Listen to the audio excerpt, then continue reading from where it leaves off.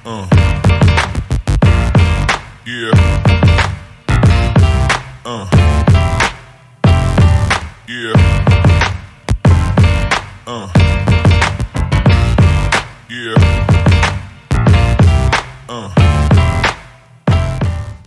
Akses di sini ya.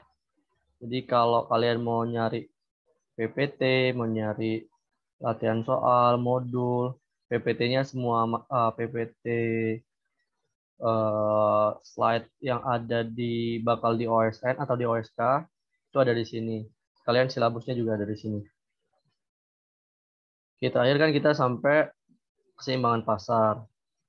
Nah, untuk keseimbangan pasar kemarin masih ada yang ingat nggak? Kira-kira untuk mencari equilibrium atau titik keseimbangan itu syaratnya apa?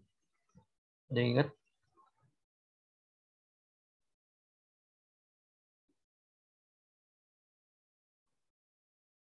Nah, keseimbangan pasar itu kan terjadi ketika supply sama dengan demand. Atau quantity yang mau disupply itu sama dengan quantity yang mau di demand. Atau harga yang mau disupply itu sama dengan harga yang mau dibeli. Harga yang mau dijual itu sama dengan harga yang mau dibeli. Nah, terus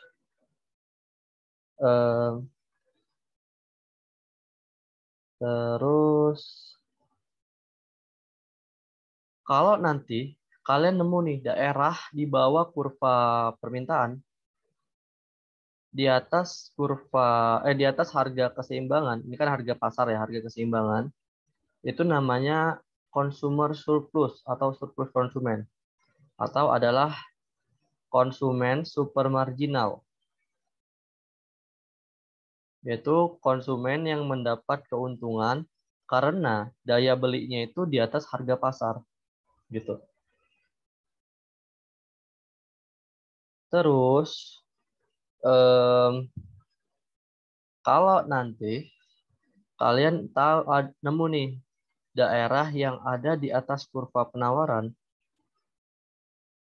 tapi dia di bawah harga pasar, itu namanya surplus produsen atau nanti dikenal sebagai produsen supermarginal. Apa itu produsen supermarginal?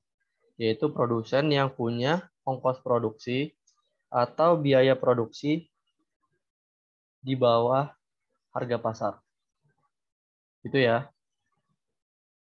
Nah, terus ada beberapa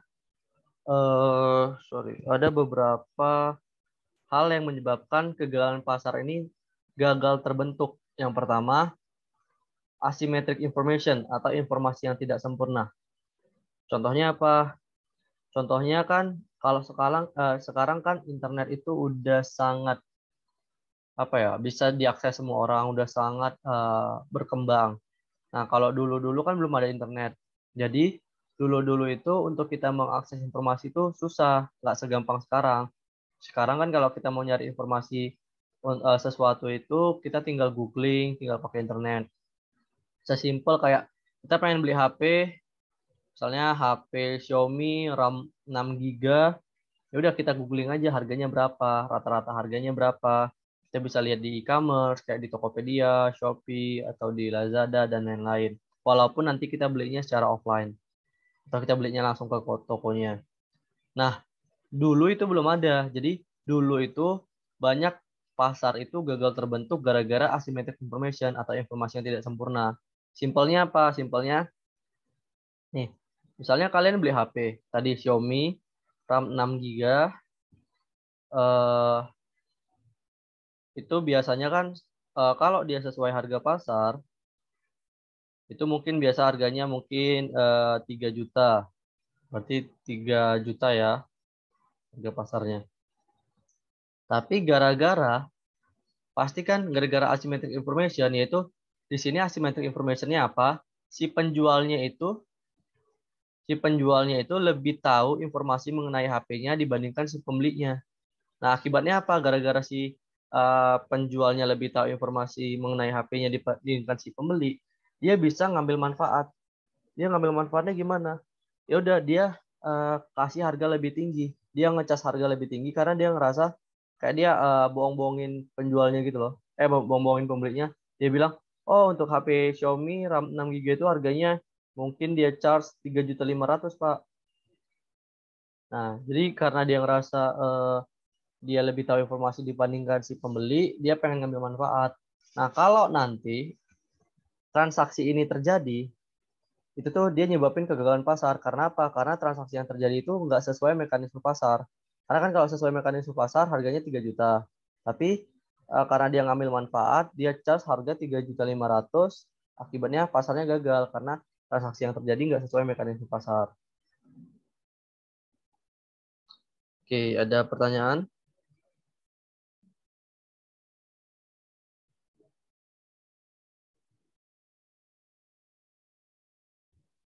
Oke, kalau nggak ada, eh, eh, kegagalan pasar yang selanjutnya yaitu daya monopoli. Nah, daya monopoli itu apa? Ini sebenarnya sama, karena daya monopoli itu kan mono artinya satu. Artinya cuman tinggal dia nih. Ya, artinya monopoli itu cuman ada satu penjual. Nah, cuman ada satu penjual. Nah, karena dia ngerasa yang ngejual barang itu cuman dia juga bisa ambil manfaat dengan cara apa? Karena dia ngerasa, oh, ya udah dia kasih harga lebih tinggi karena dia tahu yang jual barang itu cuman dia. Jadi mau nggak mau orang yang butuh barang itu mau nggak mau pasti belinya ke dia gitu loh. Jadi dia kayak punya power, punya kekuatan, eh, punya kekuatan untuk mengatur harga, punya power untuk mengatur harga. Jadi ya dia ngambil manfaat lagi kan, karena dia ngerasa nggak mungkin nih, nggak mungkin ya udah coba aja cari ke toko lain kalau ada barangnya. Karena dia ngerasa yang ngejual cuma dia, jadi dia ngambil kesempatan akan hal itu gitu. Padahal nih kalau sebenarnya sesuai mekanisme pasar harganya misalnya 3 juta. Tapi gara-gara dia tahu yang ngejual itu cuma dia ngambil manfaat kayak dia cas harga lebih tinggi daripada harga pasar dan apabila transaksi ini terjadi itu nyebabin kegagalan pasar juga. Karena transaksi yang terjadi itu nggak sesuai dengan mekanisme pasar. Gitu. Oke, untuk yang kedua ada yang mau ditanya?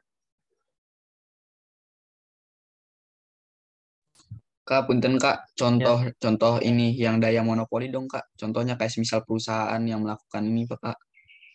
Oke, contohnya kalau perusahaan yang monopoli itu ada kayak PT KAI, kayak PLN. Nah, itu kan cuma dia kan, kayak kayak PLN yang suplai listrik kan di suatu negara di Indonesia cuma dia. Kalau KAI juga, terus kayak apa lagi? Kayak PDAM gitu-gitu. Jadi ya yang ngejual itu ya cuma dia doang. Tapi sebenarnya monopoli itu karena dia nyebabin kegagalan pasar, makanya dia nanti perlu diregulasi karena berbahaya kan. Karena kasihan lah orang-orang yang beli karena dikenain harga lebih tinggi kan. Gitu. Itu sih contohnya. Baik Kak, terima kasih ya Kak. Oke, sama-sama. Oke, yang nomor tiga. Yang nomor tiga tentang eksternalitas. Nah, eksternalitas itu apa? Eksternalitas itu adalah dampak yang tidak diperhitungkan akibat dari suatu kegiatan ekonomi. Contohnya, contohnya apa? Jadi eksternalitas itu ada dua. Ada eksternalitas negatif, ada eksternalitas positif. Ada eksternalitas negatif, ada eksternalitas positif. Eksternalitas negatif apa? Berarti kalau eksternalitas negatif yaitu dampak negatif yang tidak diperhitungkan akibat dari suatu kegiatan ekonomi. Contohnya misalnya rokok, industri rokok. Nah, industri rokok itu kan menyebabkan berdampak negatif kan atau merugikan orang. Jadi para orang-orang yang nggak ngerokok itu kan pasti merasa dirugikan dengan keberadaan orang-orang yang ngerokok. Nah, akibatnya apa? Akibatnya dia menimbulkan eksternalitas negatif. Kenapa? Karena dampak negatif dari keberadaan industri rokok itu nggak diperhitungkan. Misalnya nih, misalnya ini suplai rokok. Ini demand rokok. Nah, ini supply rokok, ini demand rokok. Misalnya nih, kan rokok itu dia memberikan dampak negatif. Misalnya sebesar Q awal-awal. Nah, supply rokok itu kan menimbulkan dampak negatif. Dan karena dia menimbulkan dampak negatif, pasti orang-orang yang nggak ngerokok itu pengen harusnya supply rokok itu dikurangin. Artinya apa? Artinya dia nimbulin yang namanya biaya sosial atau social cost. Dia nimbulin yang namanya biaya sosial atau social cost. Jadi orang-orang yang nggak ngerokok itu merasa dirugikan nih sama orang-orang yang ngerokok dan pengen maunya keberadaan rokok itu ya dikurangin aja nih sebesar Q aksen. Tapi karena dampak ini nggak diperhitungkan, akibatnya ya udah supply rokok itu tetap segitu-segitu aja, tetap sebesar Q aja. Padahal kan kalau dia memperhitungkan dampak negatifnya, harusnya supply rokok itu dikurangin jadi Q aksen. Tapi karena nggak diperhitungkan, supply rokok itu tetap sebesar Q. Makanya inilah yang dinamakan dia overproduction karena dia nggak memperhitungkan dampak negatifnya. Itulah dia kenapa dia disebut externalitas negatif. Nah, kalau eksternalitas positif berarti kebalikannya. Kebalikannya berarti dampak positif dari suatu kegiatan ekonomi itu nggak diperhitungkan. Contohnya apa? Contohnya misalnya keberadaan taman nih. Misalnya keberadaan taman. Misalnya keberadaan taman kan keberadaan taman itu kan misalnya sebesar Q. Kalau misalnya ada taman di kota, pasti kan orang-orang merasakan dampak positif gitu. Dan orang-orang yang merasakan dampak positifnya itu pengen maunya makin banyak aja nih taman di kota. Soalnya kan dia, aduh, soalnya kan dia mengindahkan mata, menyejukkan udara, terus banyaklah manfaat positifnya kan. Jadi orang-orang yang merasakan dampak positifnya itu pengen keberadaan taman tuh ditambah aja. Tapi dampak positif tadi itu nggak diperhitungkan. Nih, jadi orang-orang yang merasakan dampak positifnya itu kan pengen keberadaan taman itu ditambah. Dari yang mula-mula sebesar Q, dia jadi sebesar Q aksen. Tapi karena dampak ini nggak diperhitungkan, ya udah supply dari taman atau produksi taman itu tetap sebesar Q aja. Gitu. Itulah dia jadinya eksternalitas positif karena dampak positifnya nggak diperhitungkan. Jadi keberadaan tamannya itu tetap dia jadinya under production. Kalau tadi kan over, ini dia under production. Gitu. Jadi dampak positifnya nggak diperhitungkan, harusnya dia makin banyak disuplai, tapi karena dampak positifnya nggak diperhitungkan, suplainya tetap segitu-segitu aja. Jadi dia under production dari uh, dia under production dari kuantitas yang diidamkan orang, dari kuantitas yang orang kuantitas yang diidamkan oleh orang-orang yang merasakan dampak positifnya.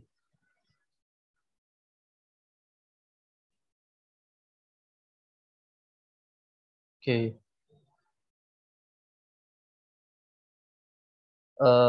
Selanjutnya barang publik. Nah, barang publik ini apa? Ada yang tahu nggak contohnya apa?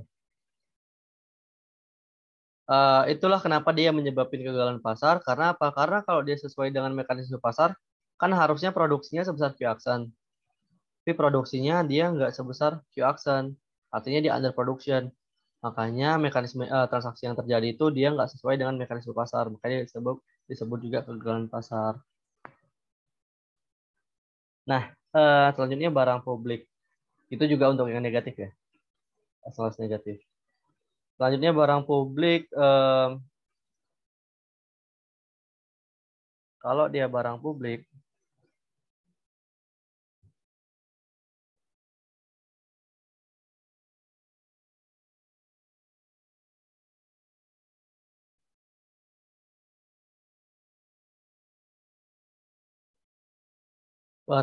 itu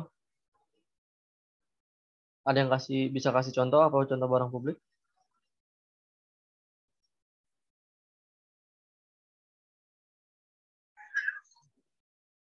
Ada yang bisa kasih contoh? Toilet umum termasuk gak, Kak? Masuk. Jadi kayak apa ya? Fasilitas umum itu termasuk barang publik kayak rumah sakit, sekolah, jembatan, jalan raya dan lain-lain. Nah, barang publik ini dia sifatnya dua. Dia itu barang publik itu sifatnya pertama non rivalry dan non excludable.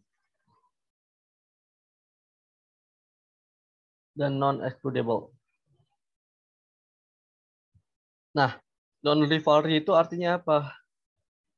Non rivalry itu artinya dia itu nggak ngurangin kepuasan orang per orang ketika yang mengkonsumsi barang itu lebih dari satu orang. Dia nggak ngurangin kepuasan, tidak ngurangin satisfaction atau kepuasan. Dia nggak akan ngurangin kepuasan orang per orang ketika yang konsumsi barang itu nambah. Sedangkan kalau non excludable, kita nggak bisa larang orang untuk menggunakan barang itu, gitu. Nggak bisa larang,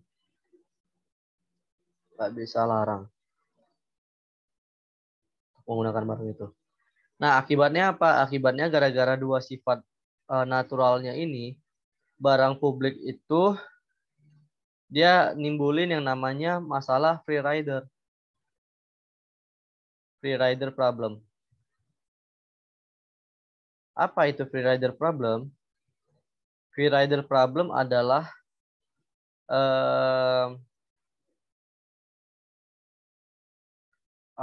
masalah di mana orang itu pengen mendapatkan manfaat yang sama, tapi dia nggak mau berkontribusi. Contohnya apa? Contohnya misalnya gini, kerja kelompok nih ada 5 orang. Kerja kelompok ada 5 orang, tapi ada satu orang yang dia nggak mau kerja, tapi dia pengen dapat nilai yang sama. Itu namanya free rider.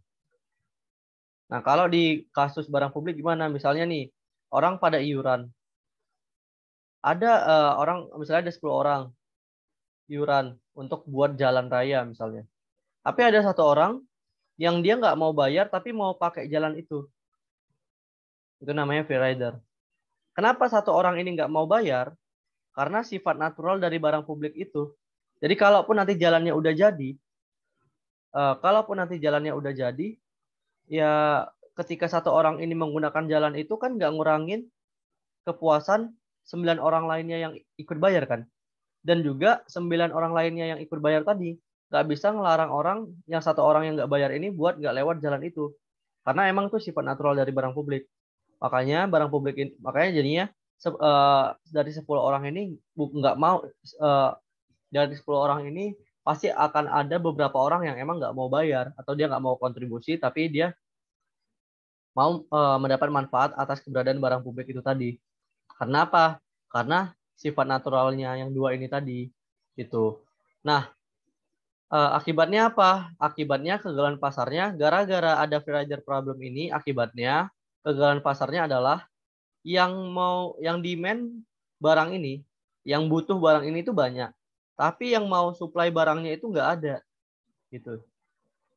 Yang mau supply barangnya itu nggak ada. Kenapa? Ya karena ada masalah free rider ini. Makanya lah karena barang publik ini kan dibutuhkan oleh orang banyak. Karena yang demand banyak tapi yang supply nggak ada, makanya lah perlu intervensi dari pemerintah. Pemerintah nanti yang akan menyediain barang publiknya. Makanya kayak jalan raya, sekolah, jembatan itu dia disediakan sama pemerintah. Gitu. Ada yang mau ditanya untuk kegagalan pasar?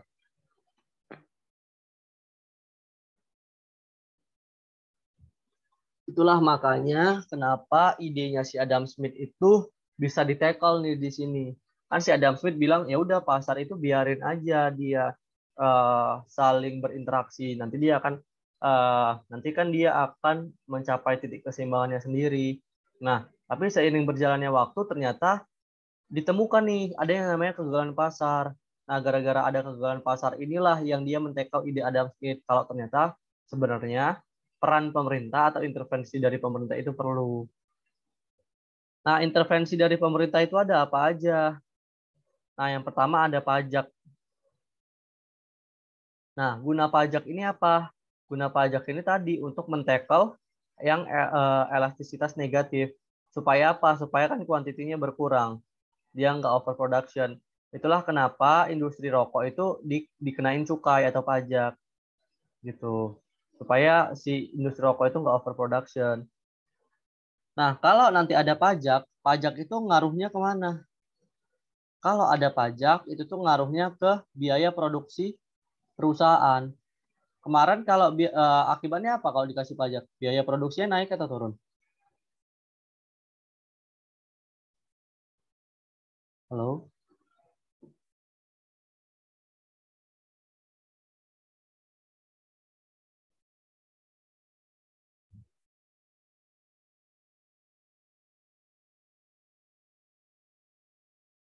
Halo? Kalau ada pajak gimana kira-kira? Dia nambahin biaya produksi atau ngurangin?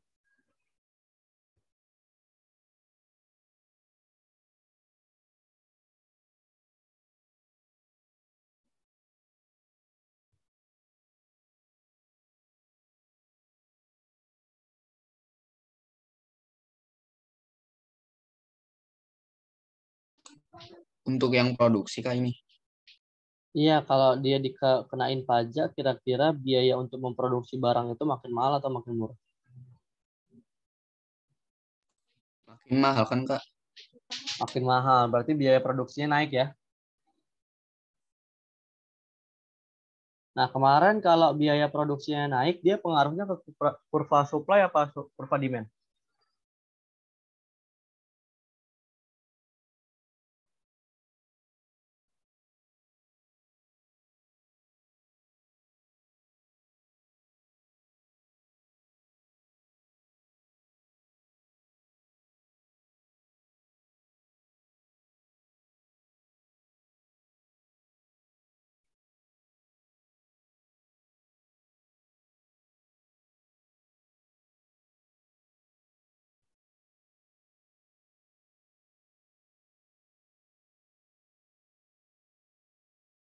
Mana?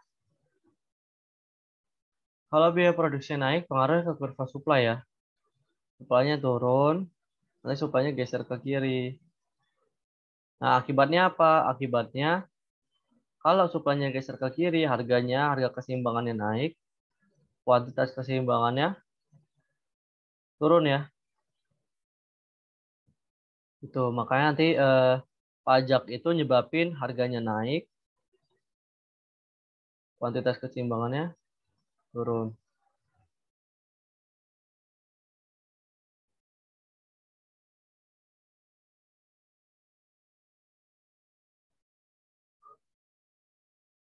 Oke, selanjutnya subsidi nih.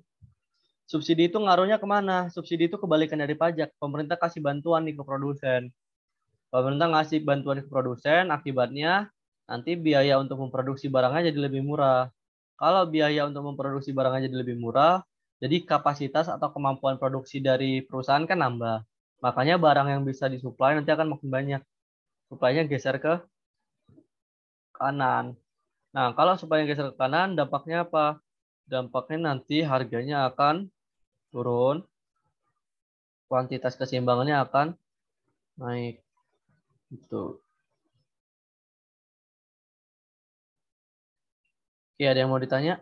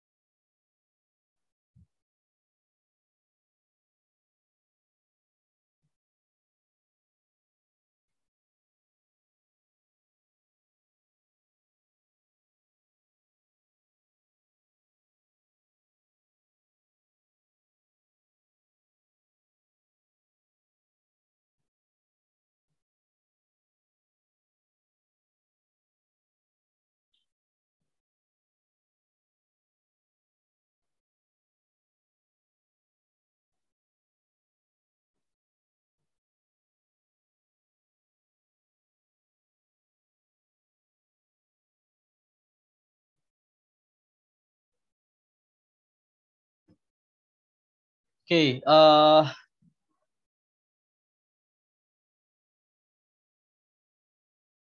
kalau nggak ada, ini contoh soalnya. Misalnya, pemerintah memberikan ini ya, misalnya ada fungsi permintaan ini, fungsi penawaran ini.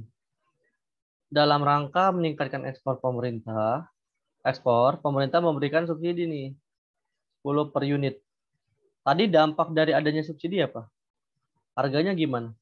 Makin murah atau makin mahal? Harga keseimbangannya gimana? Naik apa turun? Seimbangnya naik, Kak. Keseimbangannya turun ya kalau ada subsidi. Itu kalau pajak naik. Tapi Oh, lah ya, Kak. kuantitasnya Lupa. naik ya. Nah, sekarang kan kita ada dua fungsi nih, PD sama PS. Tadi keberadaan subsidi pengaruhnya ke kurva demand apa kurva supply?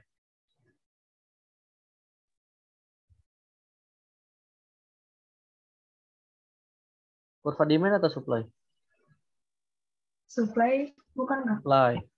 Nah, berarti nanti supply-nya yang ini kita perlu adjust. Kita perlu adjust jadi PS action. PS action itu artinya supply setelah subsidi. Nah, supply setelah subsidi itu sama dengan PS dikurang subsidi. Kenapa? Karena kan subsidi itu nanti akan ngurangin harga nih. PS dikurang subsidi itu sama dengan min 30 ditambah 2Q dikurang subsidi. Subsidi kayaknya kan 10. 10. Itu sama dengan min 40 ditambah 2Q. Udah, berarti kita cari keseimbangan harga setelah subsidi. PS action sama dengan PD. Berarti min 40 ditambah 2Q sama dengan 50 dikurang 2Q. Berarti gimana? Di itu ya, 2Q ditambah 2Q sama dengan 50 ditambah 40. 4Q sama dengan 90. Sisanya apa? Q sama dengan 90 per 4. Berarti 22,5. Kalau kita udah dapat Q-nya 22,5, tinggal masukin ke yang P. Berarti ke yang PD maksudnya. Berarti P-nya berapa? P sama dengan 50 dikurang 2 dikali Q. Q-nya kan 22,5. Berarti ini kan 50 dikurang 2 kali 22,5 itu adalah 50 dikurang 45 kan sama aja. Jadi 50 kurang 45 itu 5. Berarti kita dapat Q-nya 22,5, Q setelah subsidinya 22,5, dan harga setelah subsidinya itu jadi 5. Ada yang mau ditanya?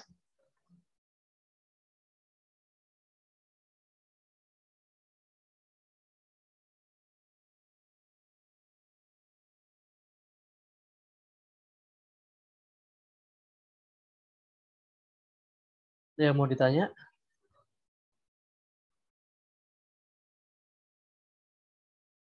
Oke, kalau nggak ada, nih.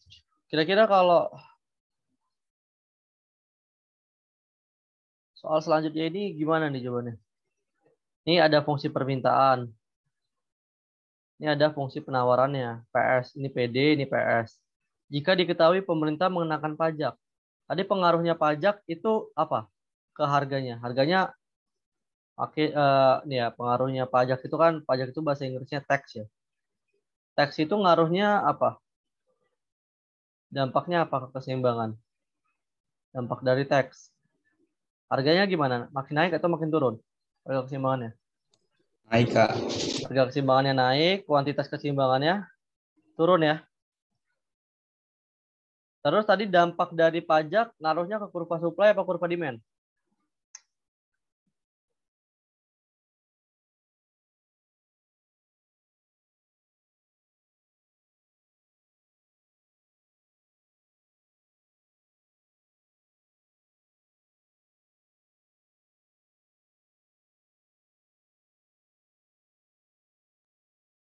Supply bukan nggak?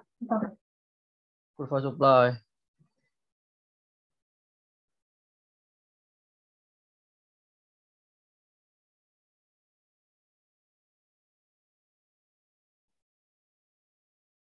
Apa? Supply ya? Nah, berarti nanti kita perlu apa? Adjust yang PS-nya. PS-nya jadi PS Action. Berarti karena pajak itu naikin harga, berarti jadi gimana? PS ditambah atau dikurang? Dia naikin. Berarti ditambah pajak ya? Halo? Halo, halo? Ya enggak?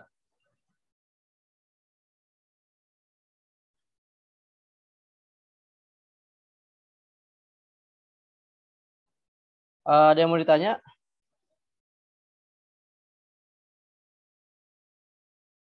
Halo? Kalau cara ngitungnya Kak kurang ngerti Kak. Cara ngitungnya kan Oke, sama benar. nih kayak Setuju. kayak yang tadi kan. PS Action sama dengan PS. PS-nya mana? Ini ya. Ini kan PS, ini demand, permintaan.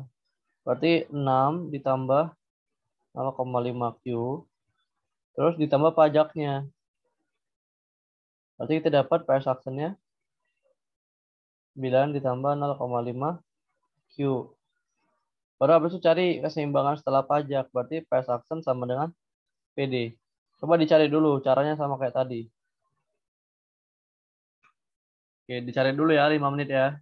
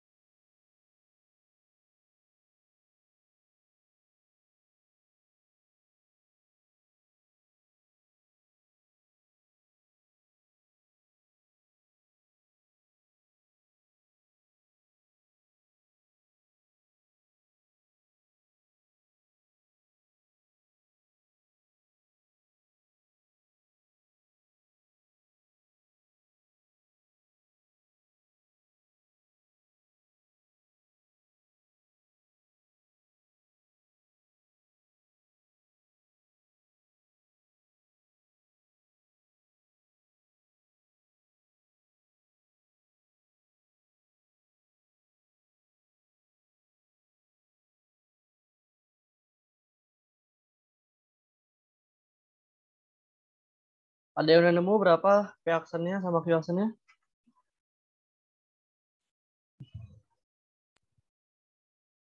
Kak, Iya. ini benar kata salah, cuman saya nemu 8,25. Benar apa salah? Lupa aja. Nggak apa-apa. Salah nggak apa-apa. Berapa? Q-nya berapa? Q aksennya berapa? Oh, Q-nya, bukan PS-nya. Nah, P-nya berapa? Kalau Q 4,2, terus yang PS itu tuh yang harus ditambahin P aksennya berapa? Berapa? 8,25. Oke, ada yang jawab selain ini? Nggak apa-apa ya. Salah nggak apa-apa ya. Nggak ada yang marahin. Jadi nggak usah takut, ngomong aja. Kalau nggak ngerti juga nggak apa-apa, ngomong aja. Jangan diem aja. Oke, oke, kita kerjain bareng-bareng. PS aksen itu kan ini ya, 9 ditambah 0,5 Q.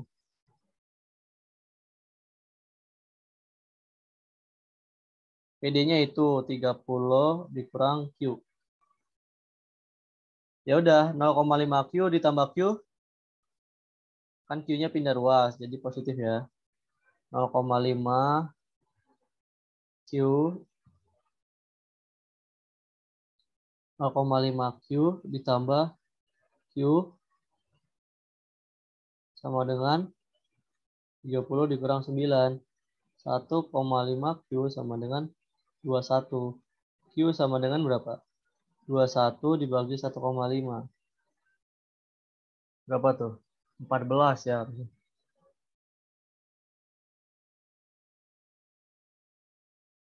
Kalau misalnya bingung, 21 bagi 1,5 pakai kalkulator aja nggak apa-apa. Soalnya di OSK, di Olimpiade juga boleh pakai kalkulator. Nah, kalau udah dapet nih Q-nya 14, ini kan reactionnya.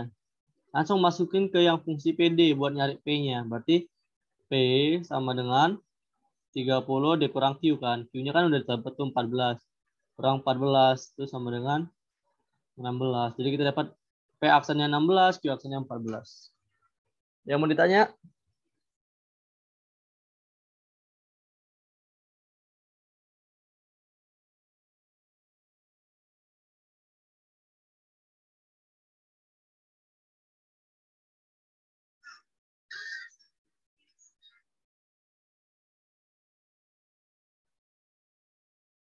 Oke, ada yang mau ditanya?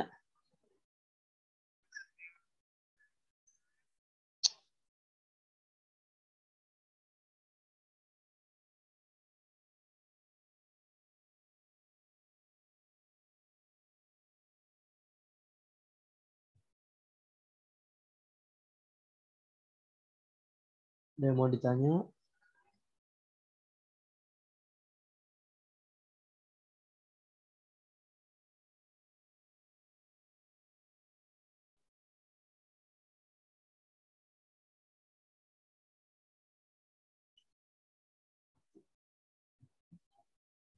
Oke, kalau nggak ada, kita lanjut ke materi selanjutnya. Selain subsidi, ada yang namanya floor price. Apa itu floor price? Nih, jadi materi selanjutnya itu selain pajak dan subsidi, pemerintah bisa melakukan intervensi. Namanya yang ketiga ada floor price.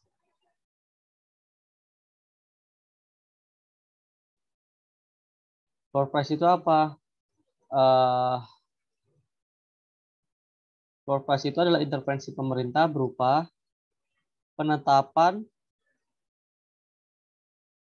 harga terendah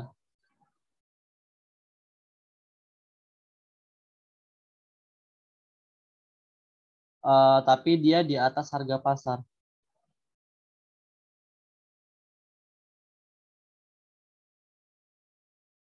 Nah, tujuannya apa? Tujuannya untuk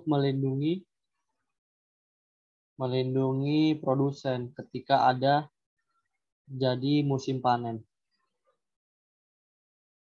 Melindungi produsen ketika terjadi musim panen.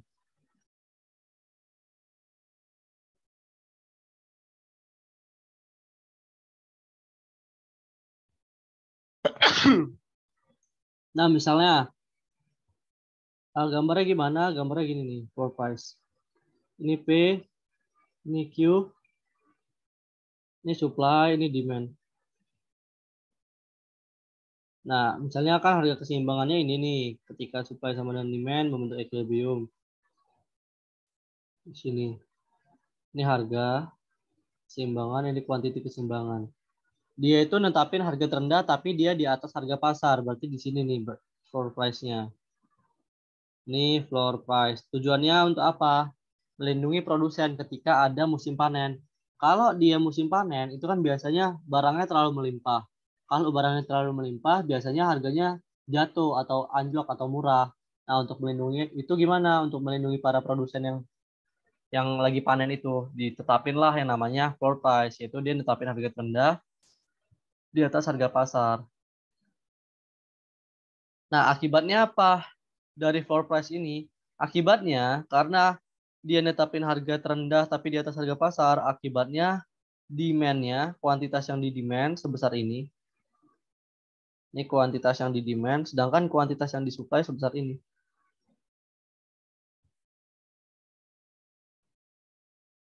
Sedangkan kuantitas yang di supply sebesar ini.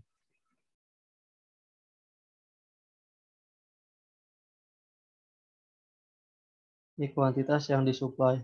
Artinya apa? Dari sini lebih banyak kuantitas yang di demand atau kuantitas yang di supply?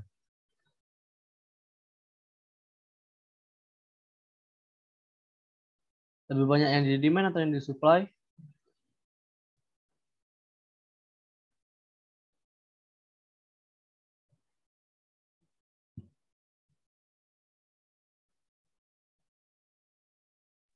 Supply, Kak. Supply. Nah, berarti artinya terjadi oversupply atau excess supply. Sebesar apa? Sebesar ini. Ini adalah excess supply atau kelebihan penawaran. Atau oversupply. Atau nanti bahasa lainnya adalah surplus. Karena barang yang ditawarkan lebih banyak daripada barang yang di demand.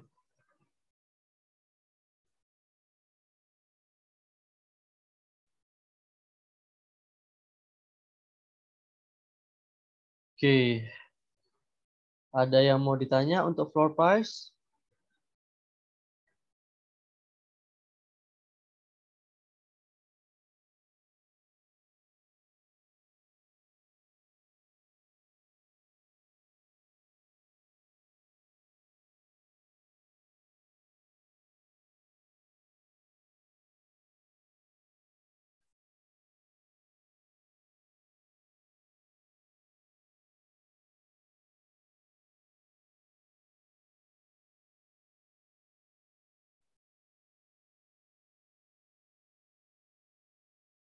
Oke, kalau nggak ada,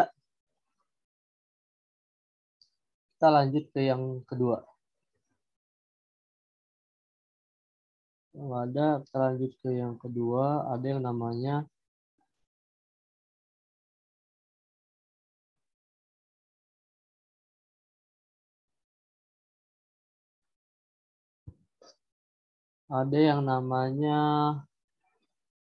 selling price.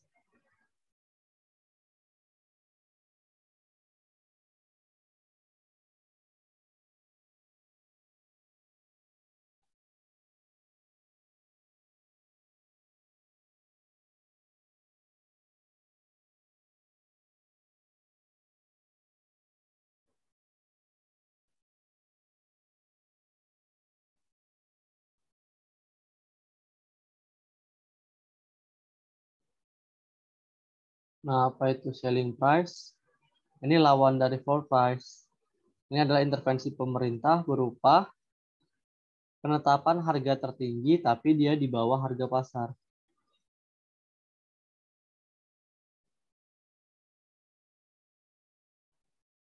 Harga tertinggi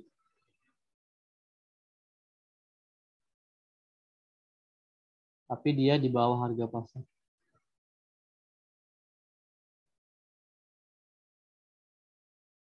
Aduh. Di bawah harga pasar.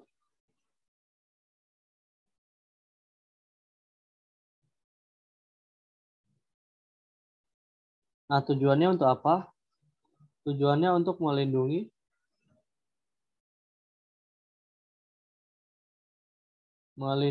konsumen.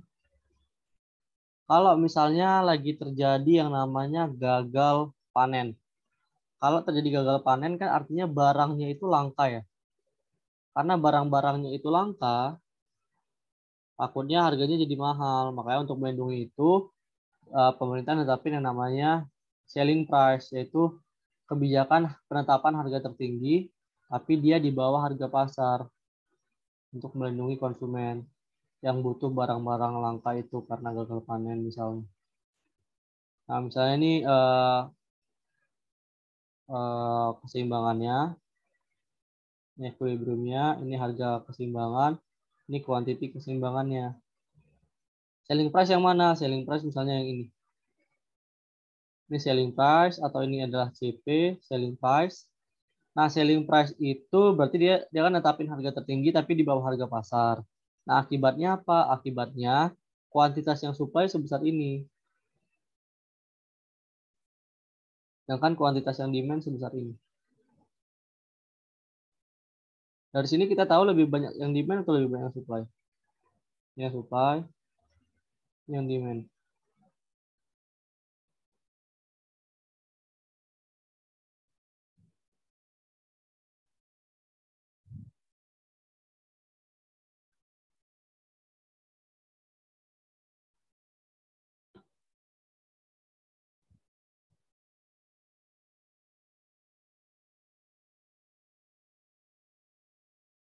Lebih banyak yang supply atau yang demand? Demand, Kak. Demand. Nah, artinya apa? Kebijakan selling price ini nyebabin yang namanya excess demand, kelebihan permintaan sebesar ini. Atau biasa dikenal juga dengan yang namanya shortage, kondisi kekurangan. Karena apa? Karena yang demand itu lebih banyak daripada yang supply. Gitu. Yang mau ditanya? Untuk selling price?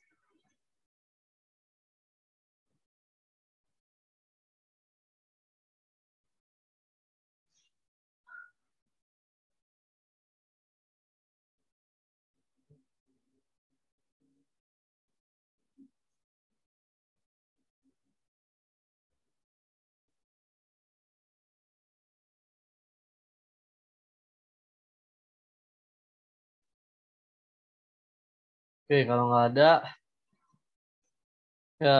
kita lanjut ya. Nah, ini yang kemarin. Nomor 1, 2, 3 kan udah kita bahas ya. Kira-kira yang atas fungsi apa?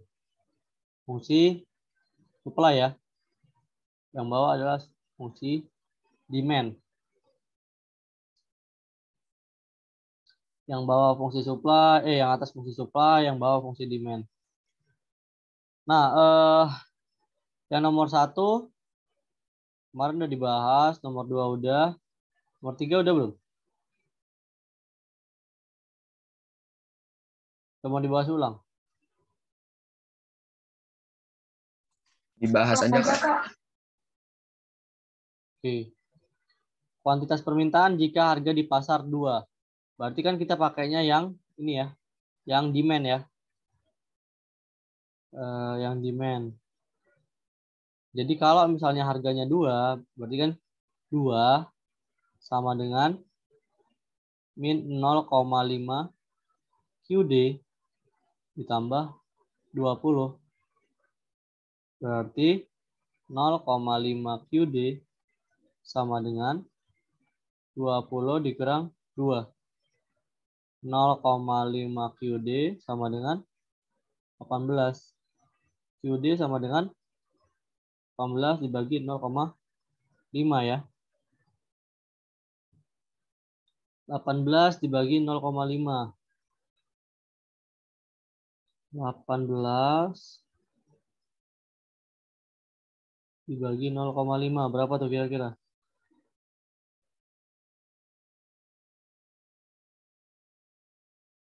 Jawabannya 36 ya. Berarti QD-nya 36. Kalau yang Nomor 2 gimana? Coba kerjain dulu. Berarti yang nomor 2 pakainya di sini. Karena kan penawaran. Berarti pakainya yang pay supply. Itu gimana? Kerjain dulu ya 3 menit ya. Nomor 2.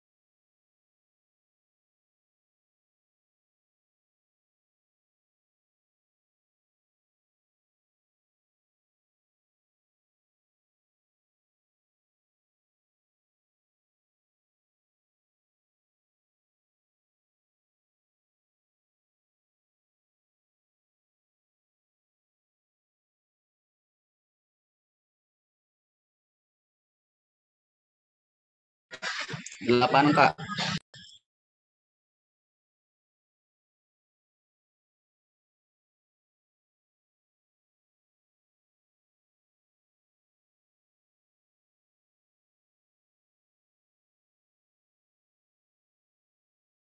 Ya, ada yang nemu jawabannya berapa? 8, Kak. Berapa? 8. 8. Oke. Nah, coba kita kerjain ya. Berarti sekarang P-nya kan katanya harga di pasar 3. Berarti P-nya 3. 3 sama dengan 0,25 Q ditambah 5. Nah, berarti 5-nya kita pindahin ke kiri. Berarti 3 dikurang 5 sama dengan 0,25 Q. Berarti 0,25 Q sama dengan min 2. Q sama dengan min 2 per 0,25. Berapa tuh? Minus 8 ya. 8 minus 8 Kak. Oke. Bisa semua atau ada yang mau ditanya?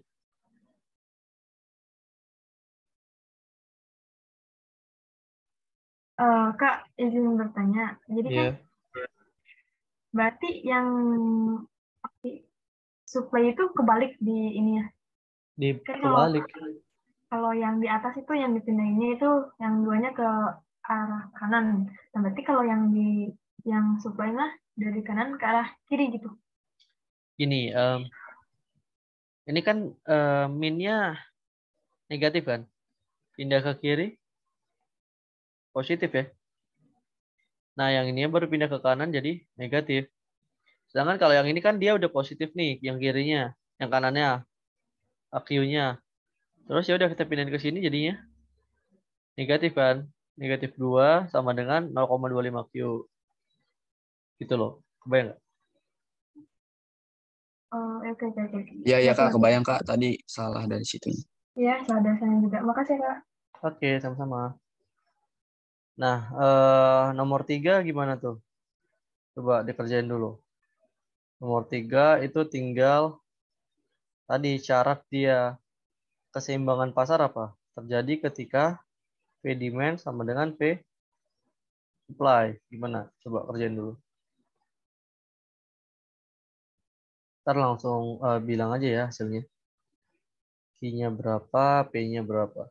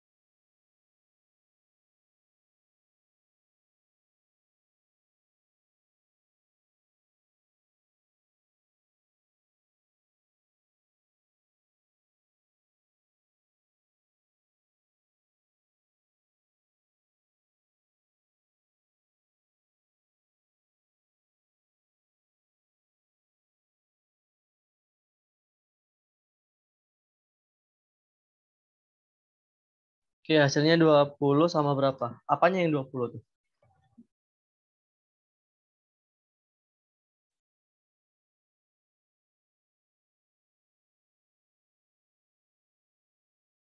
Apanya yang 20?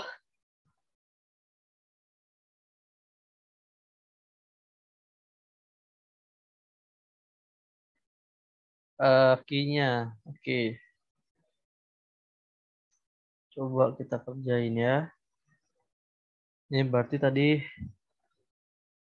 ini 36, ini minus 8. Ini berarti lagi kita cari. PS, ini berarti PS, ini PD. Berarti PS sama dengan PD. Berarti minus PS 0,25 Q tambah 5 ditambah 0,25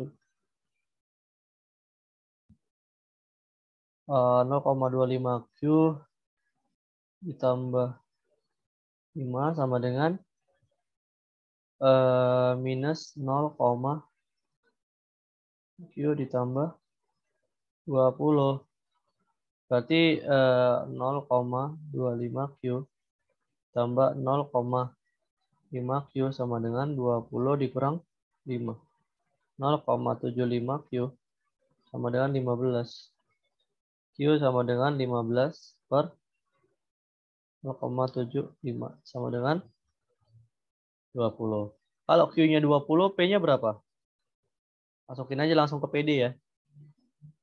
Berarti min 0,5 dikali Q-nya 10 ya. Q-nya 20. Q-nya 20. Terus PD-nya terus ditambah 20. Berarti P sama dengan min 10 ditambah 20. P sama dengan 10. Oke. Saya, atau ada yang mau tanya?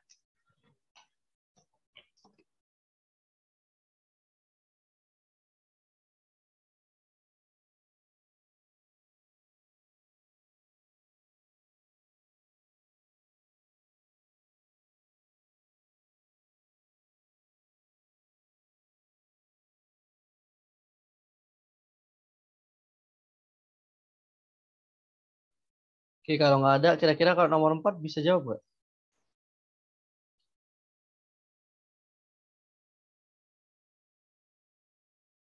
Hitunglah excess supply pada tingkat harga 15.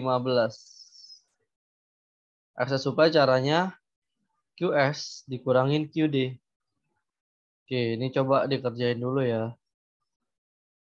Misalnya, ini kan tadi PS. Ini PD. Bisa kita inverse. Gimana caranya? Kita jadiin jadi QS. Caranya gimana? Misalnya, PS sama dengan 0,25 Q ditambah 5. Kita inverse jadi QS. Caranya gimana? Berarti 0,25 Q itu sama dengan PS dikurangin 5. Berarti QS sama dengan P dikurang 5 dibagi 0,25.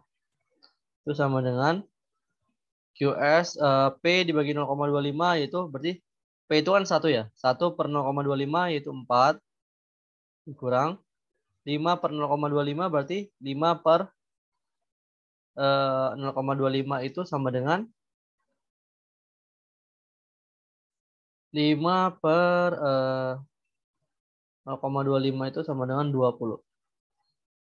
Nah, selanjutnya kita bisa inverse yang PD biar dapat QD. Berarti PD sama dengan min 0,5 Q ditambah 20. Nah, berarti ini kan sama dengan Q-nya kita pindahin ke kiri. 0,5 QD sama dengan 20 dikurang PD. Berarti QD sama dengan 20 dikurang PD per 0,5. 20 dibagi 0,5 itu hasilnya 40 dikurang 1P per 0,5 itu adalah 2P. Jadi kita dapat QD-nya segini. Ya udah, excess supply-nya berapa ketika harganya 15? Excess supply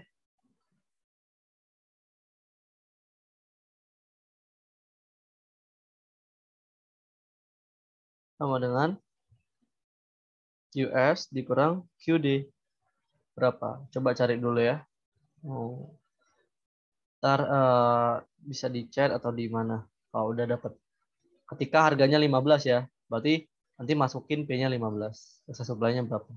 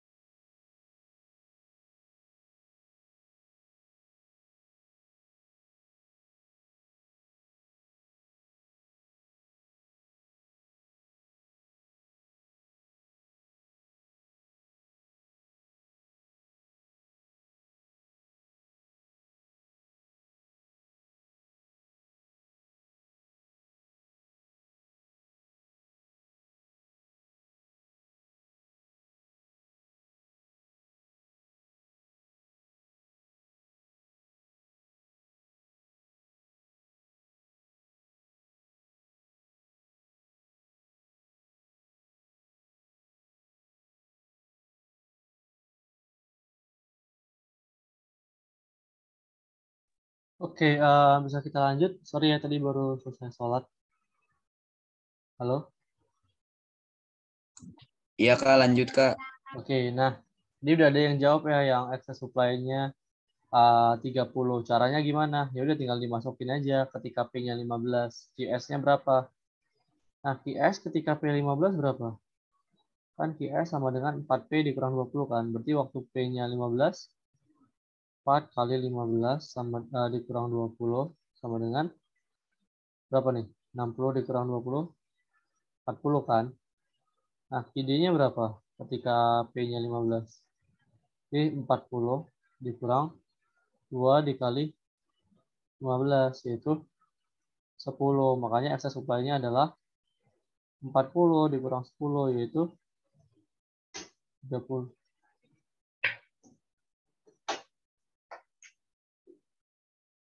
Oke. Nah, dapat ya semua 30 ya. Kira-kira kalau yang nomor 5 gimana? Pada tingkat harga berapa terdapat excess supply 12 unit? Berarti ya udah sekarang dibalik excess supply-nya udah tahu nih. 12 sama dengan QS kurang QD. Berarti QS-nya 4P dikurang 20. QD-nya dikurang 40 dikurang 2P. Nah, berapa nih kira-kira? Coba cari dulu. Hasilnya 36 Kak. Tadi tanya sama. Tapi nggak tahu benar atau salah. Berapa hasilnya? Nah, caranya gimana? Berarti 12 sama dengan 4P kurang 20 dikurang 40 ditambah 2P ya. Ya udah berarti oke. Ini kita hapus.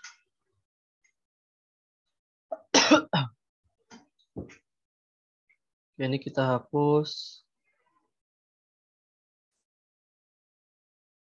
Berarti jadinya 12 sama dengan berapa tuh? 6P ya. 4P tambah 2P itu kan 6P. Min 20 dikurang 40 tuh min 60. Baru min 60-nya geser ke kiri. Jadi 12 ditambah 60 sama dengan 6P. Berarti jadinya berapa? 72 sama dengan 6P. Ya 72 sama dengan 6P. Berarti P sama dengan 72 per 6 sama dengan berapa? 12 ya. Jadi ketika harga 12 nanti ada excess supply sebanyak 12. Ada pertanyaan?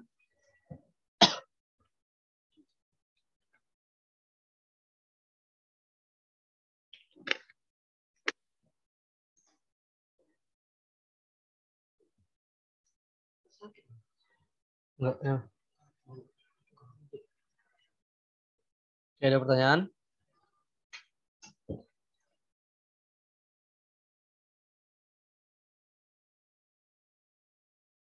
Kak izin bertanya. Iya. Ini kan berarti yang 4 di kurang 2 pi hasilnya jadi 6 pi. Iya, Itu berarti 4P 4P ditambah 2P. Hasilnya 6P. Terus min 20 dikurang min 40 hasilnya min 60. Terus min 60-nya pindah ruas, makanya jadi positif 60. Jadi 12 tambah 60 sama dengan 6P, berarti 72 sama dengan 6P. P sama dengan 72 per 6. Gitu. kok bisa jadi 6 pi ya? Kenapa? Kok bisa jadi 6 pi? Kan itu di sananya kurang. Karena kan ini positif. 4P ditambah 2P. Ini 4P, positif 4P. Ini positif 2P kan? Jadinya positif 6P kan? Oh iya Kak, maaf. Itu Oke. kehalangan sama ini. Udah kelihatan. Makasih. Oke, sama-sama. Oke, ada lagi yang mau ditanya?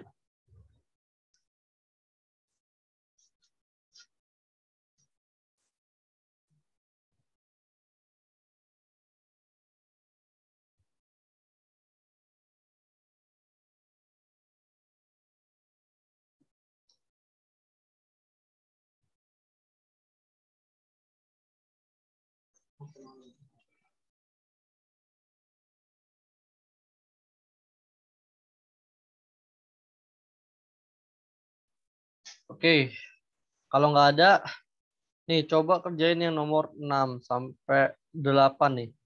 Ini caranya sama kayak tadi nih. Kan berarti pemerintah kasih pajak 3 per unit. Tadi kalau ada pajak pengaruhnya ke supply apa demand?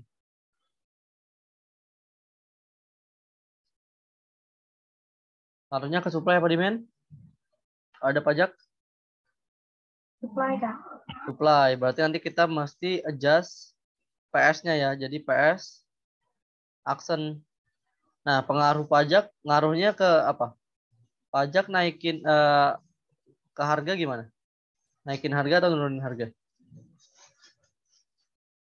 Naikin harga ya. Dan nurunin quantity. Makanya nanti kita adjust PS aksennya jadi PS ditambah pajak. Kenapa ditambah? Karena dia naikin harga. Nah, kalau udah dapat PS aksennya, baru ya udah PS aksen sama dengan PD. Coba dikerjain dulu.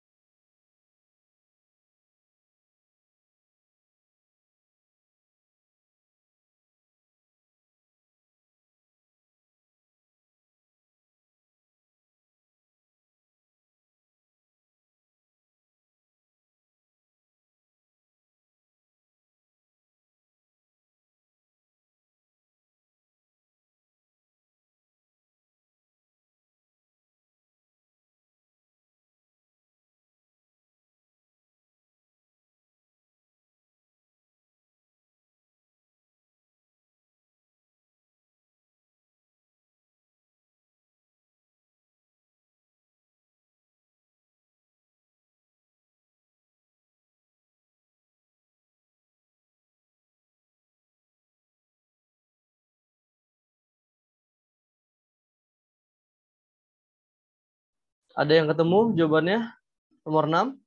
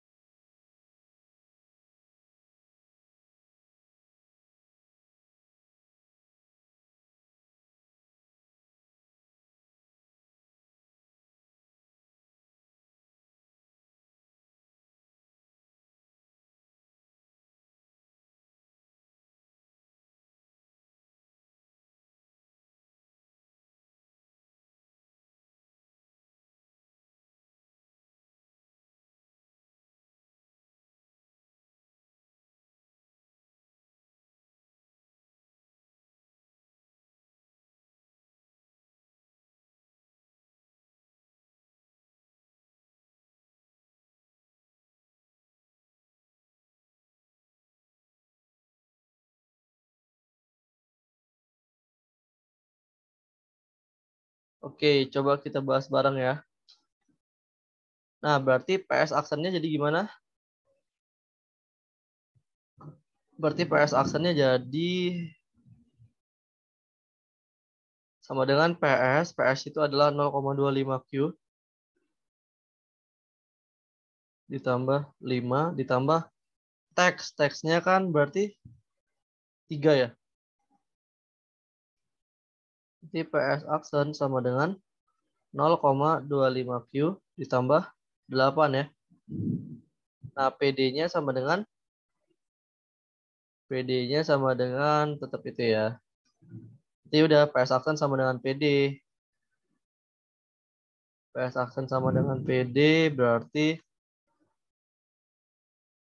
0,25Q ditambah 8 sama dengan ini PS aksen sama dengan PD ya.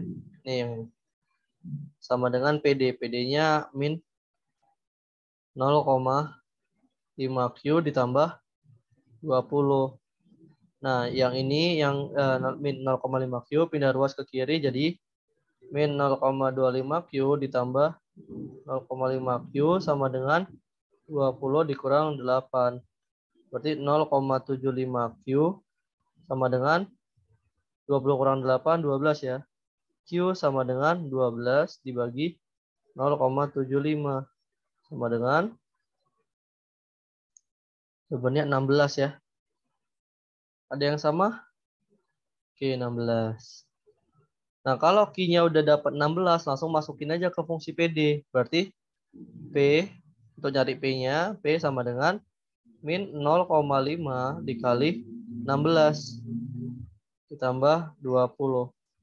P sama dengan minus 8 ditambah 20 sama dengan 12. Ada yang mau ditanya?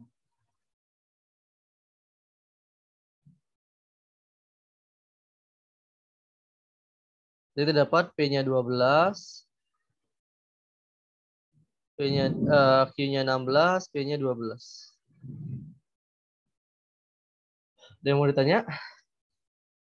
Berapa harga yang harus dibayar konsumen setelah pajak? P konsumen itu sama dengan ini P aksen. P aksen itu kan P setelah pajak, itu sama dengan 12. Jadi nomor ini juga jawabannya 12.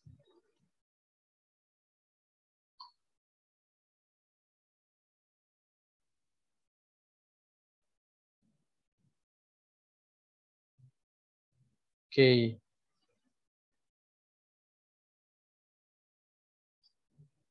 Yang mau ditanya?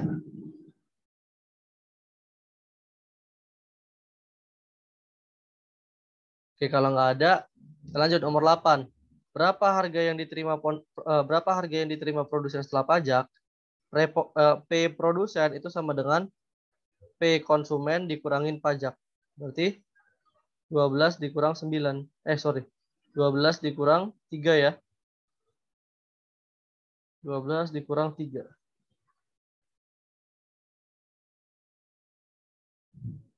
Sama dengan 9. Kayaknya jawabannya 9.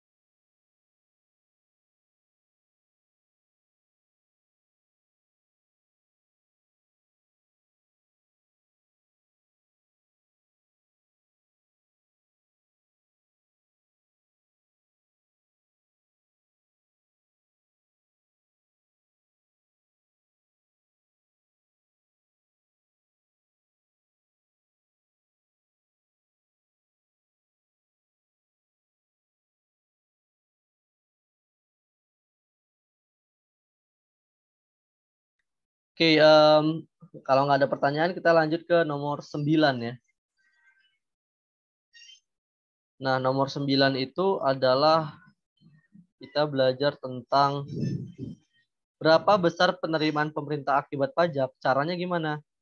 Caranya adalah ngaliin besar pajak, berarti penerimaan pemerintah itu adalah nanti kita simbolin sebagai TR ya, total revenue, yaitu total pendapatan pemerintah atau total penerimaan.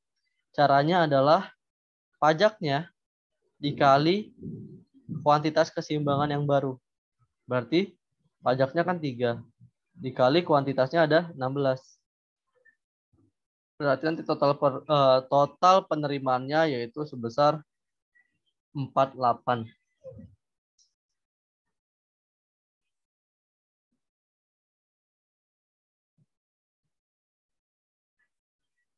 Ada yang mau ditanya?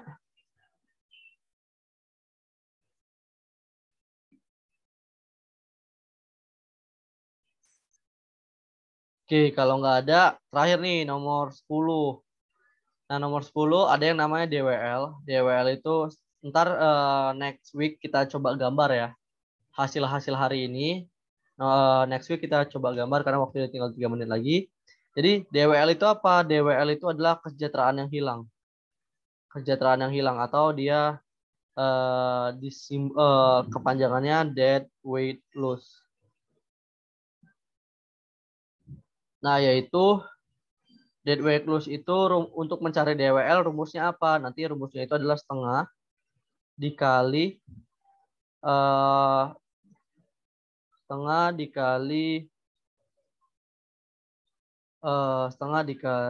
pajak dikali sama Q setelah pajak dikurangin Q setelah pajak dikurangin Q sebelum pajak. Q sebelum pajak dikurangin Q setelah pajak.